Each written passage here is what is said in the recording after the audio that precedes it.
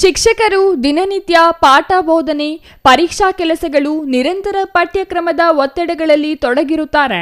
ಇಂತಹ ಸಂದರ್ಭದಲ್ಲಿ ಅವರಿಗೆ ವಿವಿಧ ಕಾರ್ಯಕ್ರಮಗಳನ್ನು ಆಯೋಜಿಸಲಾಗಿತ್ತು. ಕಾರ್ಯಕ್ರಮ ಉದ್ಘಾಟನೆ ನಂತರ ಮಾತನಾಡಿದ ಸಮಿತಿ ಅಧ್ಯಕ್ಷ ವಿ ಶ್ರೀರಾಮಪ್ಪ, ಶಿಕ್ಷಕರು ಸಮಾಜದ ದಿಕ್ಕು ತೋರಿಸುವ ದೀಪಸ್ತಂಭಗಳು. ಅವರು ಪಾಠ ಹೇಳುವುದಕ್ಕಿಂತ ಹೆಚ್ಚು ಮೌಲ್ಯಗಳನ್ನು ಬೋಧಿಸುವವರು.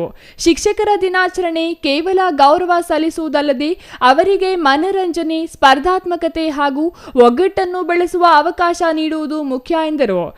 ಇದೇ ತಿಂಗಳ 10ನೇ ತಾರೀಕು ಶಿಕ್ಷಕರ ದಿನಾಚರಣೆ ಅಂತೇಳಿ ಮಾನ್ಯ ಶಾಸಕರಿಂದ ನಿರ್ದೇಶಿಸಲ್ಪಟ್ಟಿದೆ. ಆದ್ರಿಂದ ಎಲ್ಲ ಗುರುಗಳು ಹಾಗೂ ಗುರುಮಾತೆಯರು ಎಲ್ಲರೂ ಸಹ ನನ್ನ ವೇದಿಕೆ ಬಳಿ ಆಗಮಿಸಿ ಈ ಒಂದು ಉದ್ಘಾಟನಾ ಸಮಾರಂಭವನ್ನ ನೆರವೇರಿಸಿಕೊಡ್ಬೇಕು ಅಂತ ತಮ್ಮಲ್ಲಿ ಮನವಿ ಮಾಡ್ಕೊತಾ ಇದ್ದೇವೆ ಬಂಧುಗಳೇ. ನಂತರ ಕ್ರೀಡಾ ಕಾರ್ಯಕ್ರಮಗಳು ಜೋರಾಗಿ ನಡೆದವು. ಗುಂಡು ಎಸೆತ, ಓಟ, ಥ್ರೋಬಾಲ್, ವಾಲಿಬಾಲ್ ಮುಂತಾದ ಸ್ಪರ್ಧೆಗಳಲ್ಲಿ ಮಹಿಳಾ ಮತ್ತು ಪುರುಷ ಶಿಕ್ಷಕರು ತಮ್ಮ ಕ್ರೀಡಾ ನೈಪುಣ್ಯ ತೋರಿಸಿದರು.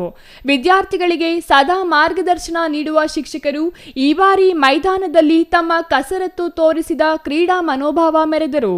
ಕ್ರೀಡೆಗಳ ಜೊತೆಗೆ ವಿವಿಧ ಸಾಂಸ್ಕೃತಿಕ ಕಾರ್ಯಕ್ರಮಗಳು ಹಮ್ಮಿಕೊಳ್ಳಲಾಗಿತ್ತು.